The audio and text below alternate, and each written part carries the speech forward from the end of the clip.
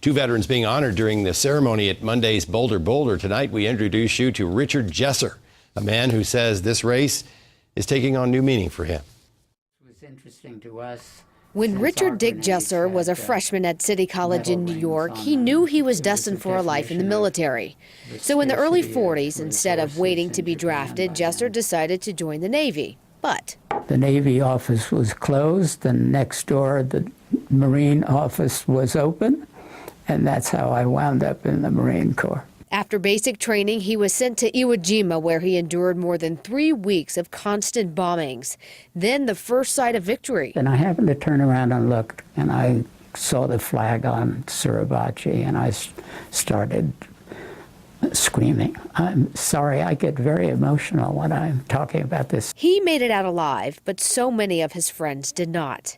After nearly a month, as his group left the beach, they were haunted by one last image, a row of crosses marking the lives lost.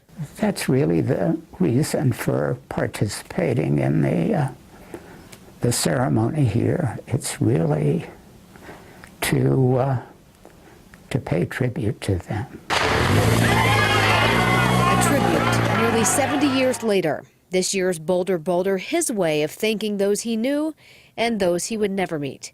He calls his presence symbolic. I hope that it's seen as symbolizing so many people who've made much more sacrifice than I ever did. Jesser came to Boulder in 1951, agreeing to study here, but staying because of his love for the outdoors. He's climbed mountains in Nepal and the Andes.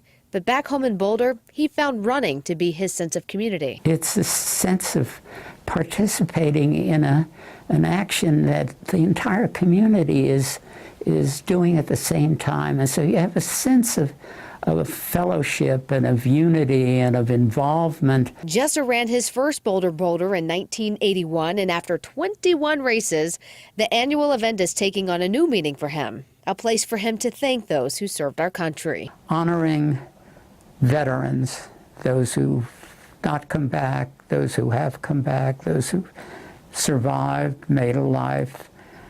Everybody warrants that kind of attention and that kind of thought and that kind of honor.